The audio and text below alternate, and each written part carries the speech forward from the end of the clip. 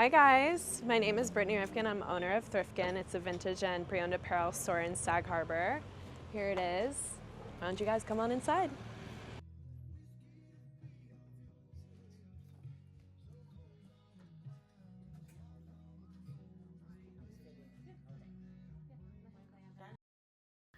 So we know you went to FIT. Tell us a Yes. little bit about what made you decide to go there. So I, as a child, always wanted to be in fashion. Mhm. I kind of knew that from like a very young age. I was definitely like, out of all of my friends, I always knew what I wanted to do. Whereas like some of my friends were like, how do you know that already? I went to SCAD, Savannah College of Art and Design, for my freshman year.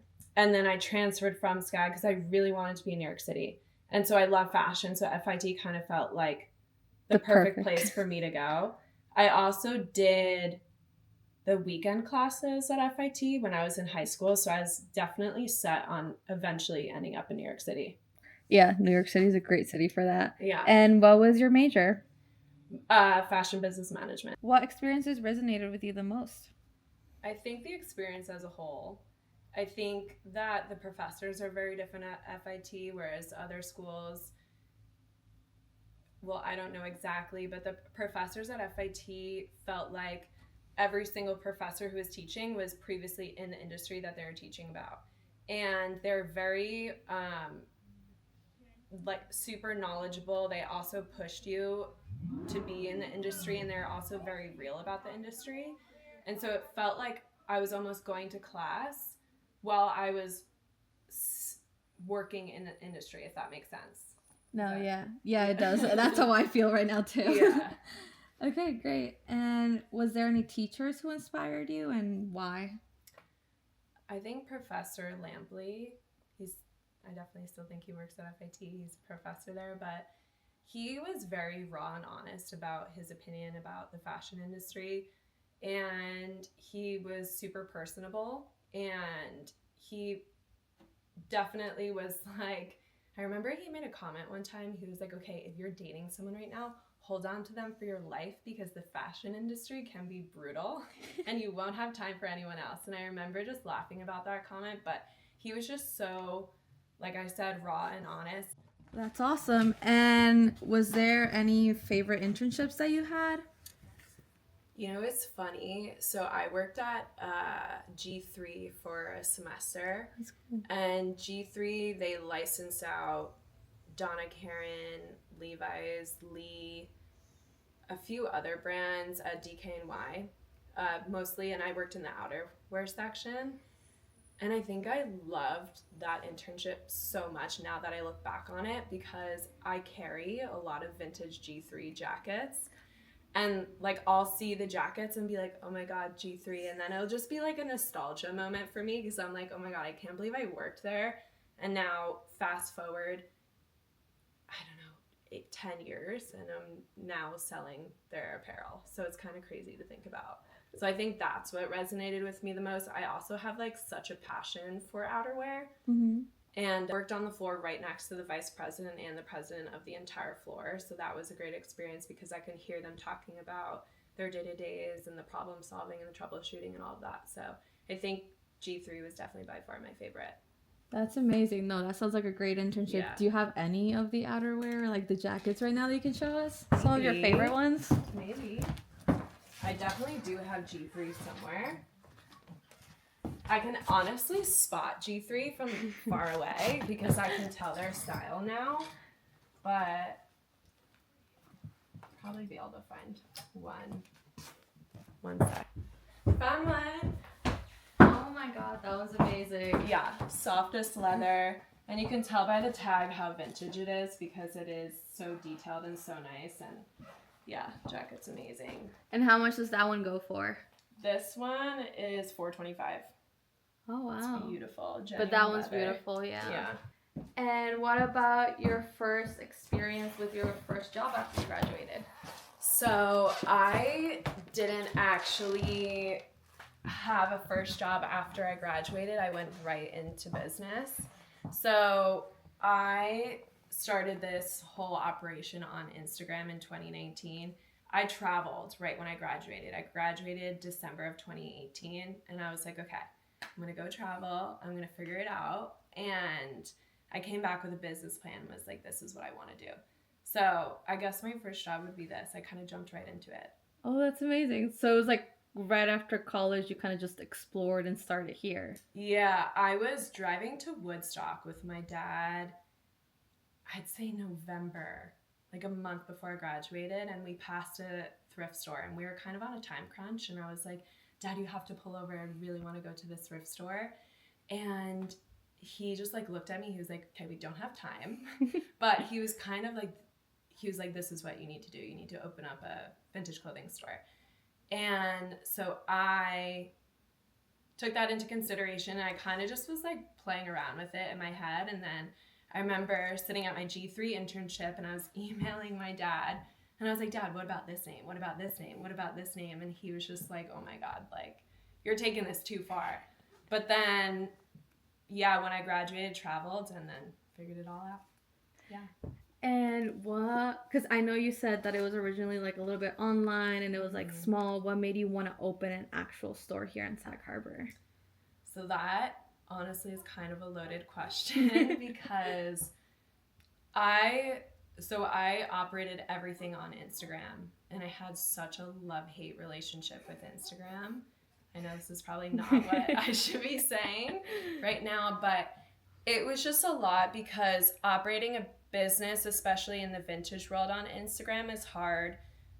Every garment that you're selling is so different from the next. So I have to try it on. Customers ask for measurements, this, that, and the other thing. And it just took up so much time where I was like, I just want to be interacting with my customers in person.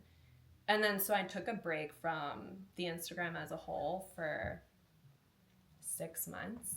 And during that course of the 6 months, I was like, I have to open up a store. That's what I have to do. So that's what led me to the brick and mortar. And what is your thought process when curating for the store? So I had kind of 3 points that I wanted to make sure that I hit when deciding what brands I had in the store. I wanted it to be sustainable, every brand to be sustainable. I wanted the packaging to be fun and vibrant, because when you take a look around in the store, as you can tell, everything is very colorful, and I really wanted a colorful, fun, retro-looking space. So even if I loved the product, but I didn't like the packaging, I didn't move forward with the brand. So I was super, super, super particular in what I wanted in the store ultimately. And I also wanted it to be small business. Yeah, so I kind of looked for female-founded small business brands, and a mix of all of that really was how I curated the space. And I kind of wanted it to be something like a little bit of what I loved. So I have my journals because I love the journals. I have my candles because I love all the fun candles. I wanted gifting goods meets vintage, kind of the theme of the store. So I have hair clips, little fun like socks. I have jewelry. So if a customer didn't want to commit to a shirt or a pair of jeans, they could commit to sunglasses. They could commit to perfume, puzzles, and all the above. Favorite part of the store, and what's your favorite thing about owning your own store? So I think my favorite thing about owning my own store is meeting all of my customers and getting to know the customers and being so one-on-one and having that relationship. I think that's huge for owning your own business, is getting to know your customers, being personable, and I think that's what builds loyalty. But my favorite thing about owning my store is that I get to have my best friend with me all day. Come in. He's the store mascot. It's awesome that you get to bring him. And as we see, you have a lot of different products here by a lot of different brands. How do you get in contact with the vendors? So a lot of the vendors, I do contact them directly, but a good way to find out new and fun vendors are always going to trade shows. There are trade shows that I go to specifically, but one of my favorites is Shop Object. They hold it twice a year, once in August and then once in February. But down here is kind of where I have a ton of my brands. It's my crazy, like, it's like, what do they call it? Like chaos organization or something.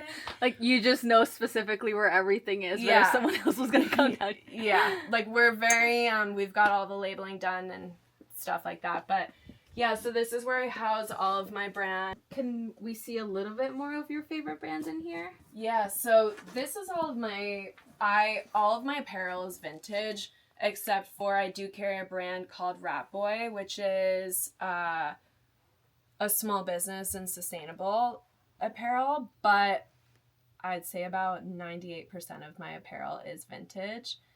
My favorite brands in the vintage world is, I mean, it has to be Levi's. They are just the best.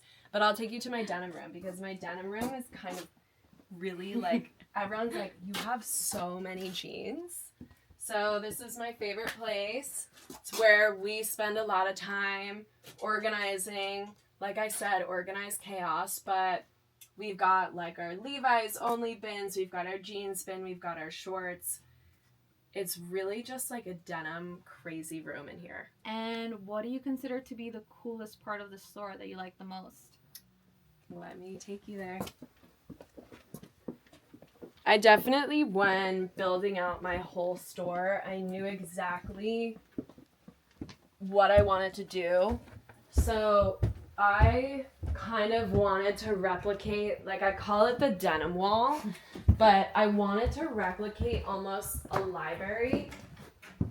And at first I really wanted like a ladder, a rolling ladder across the wall. Oh, That was just like way too much for me to do.